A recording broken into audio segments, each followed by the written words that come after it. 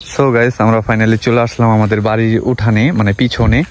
তো এখানে হচ্ছে ঢেঁড়সের কিছু গাছ লাগাইছি আমি নিজে খাওয়ার জন্য। আসলে বাজার থেকে যে আমরা ঢেঁড়স কিনি সেগুলা কিন্তু আসলে বিভিন্ন কীটনাশক বা অনেকগুলাই দেওয়া থাকে। তো দেখেন এখানে যে পরিমাণ ঢেঁড়স হয়েছে, এটা আমাদের খাওয়ার জন্য কিন্তু পারফেক্ট একটা ঢেঁড়ি। তো এগুলো হচ্ছে আমাদের কিনতে হয় না, এগুলো হচ্ছে কোনো বিষ দেওয়া হয় নাই, কোনো কীটনাশক কোনো কিছু দেওয়া হয় না, একদম ফুল ফ্রেশ বাড়ির উঠানে। এগুলা চাইলে আপনারা ফসল করতে পারেন। তো দেখেন এই ঢেঁড়িগুলো হচ্ছে আপনার এখন তুলতেছি, আবার কালকে মনে করেন আবার বড় হয়ে যাব। এগুলা কালকে আবার বড় হয়ে যাব সেম, মানে জাস্ট কয়েকটা ঢেঁড়ি গাছ এখানে আছে, জাস্ট কয়েকটা। হ্যাঁ, মনে হয় 50 থেকে মনে হয় 60টা হবে।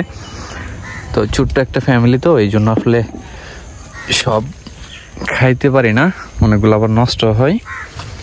এই যে দেখতে পারতেছেন প্রচুর পরিমাণ ঢেঁড়ি হয়েছে। তো এইগুলো এখন তুলবো, আবার কালকে দেখবো সেম এরকমই হয়ে গেছে। এই যে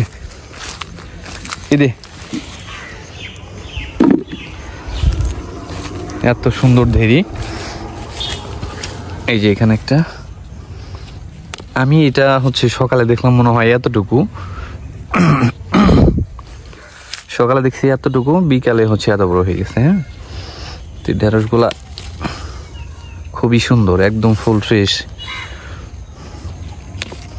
এই যে কত সুন্দর ঢেঁড়ি। এই ঢেঁড়সগুলো আসলে মূলত আমরা সেই লাগাইছিলাম মোটামুটি 2 মাস আগে। মানে এত সময় লাগে না, যদিও যে একটু পানির তারতম্যর কারণে একটু দেরি হয়ে গেছে। যদি একটু পানি দিতাম তাহলে হয়তো আরো আগেই হয়তো দেরি চলে আসতো। বাড়ির উঠানে এরকম ভাবে চাইলে আপনারা চাষ করতে পারেন ঢেঁড়স সহ আর অন্যান্য যে ফসলগুলো আছে সেগুলো আপনারা চাইলে করতে পারবেন।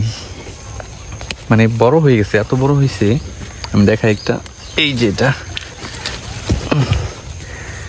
এটা বেশি বড় হয়ে গেছে। এই যে এটা বেশি বড় হয়ে গেছে।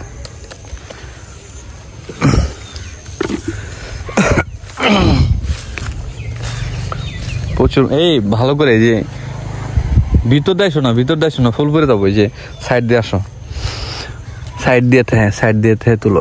এইভাবে প্রচুর পরিমাণ ঢেঁড়স। মানে এইগুলো যদি আমি কালকে উঠাইতাম তাহলে কিন্তু হচ্ছে নষ্ট হয়ে যেত, মানে আরো বয়স বেশি হলে খাওয়া যেত না। তো যেগুলো কমলা এগুলো একটু ভালো লাগে।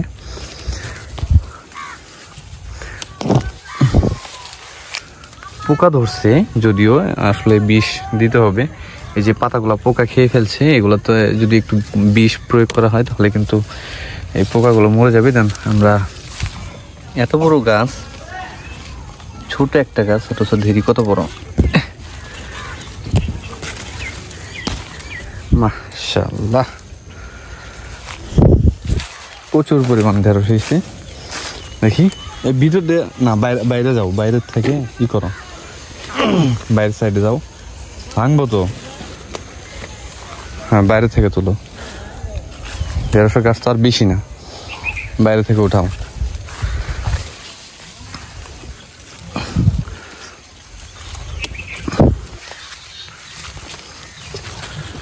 প্রচুর পরিমাণ ঢেঁড়স হয়েছে।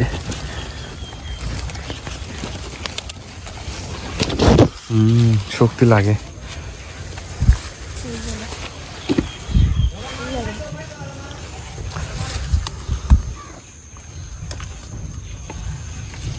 এগুলো হচ্ছে ফুল ফ্রেশ ঢেঁড়ি। এই যে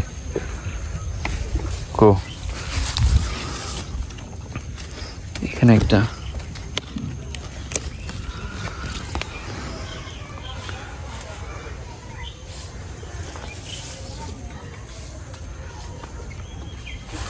একদম ফুল ফ্রেশ। এই ঢেঁড়িগুলা খাইতে অনেক মজা, কারণ হচ্ছে কি, যেহেতু কোনো কীটনাশক দেওয়া হয় নাই, এই জন্য মূলত এটা খাইতেও একদম পারফেক্ট।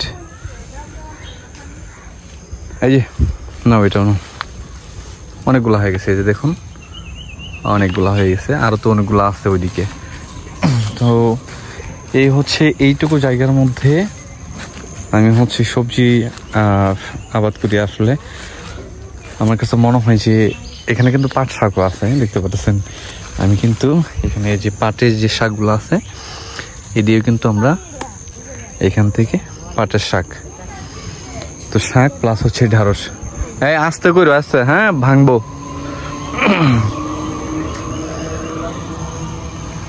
তো এই সামান্য একটু জায়গা, এইটুকু জায়গার মধ্যে কিন্তু মাশাআল্লাহ অনেক দারুণ। এইখানে কিন্তু লাল শাকও হয়েছিল, লাল শাকগুলা হচ্ছে শেষ মরে গেছে। তো এখন তারপর হচ্ছে এই যে ঢেঁড়স আর পাট শাক এদি আছে। আর এখানে সোনার ফসল ধান, ধানগুলা অনেক সুন্দর হয়েছে দেখতে পাচ্ছেন।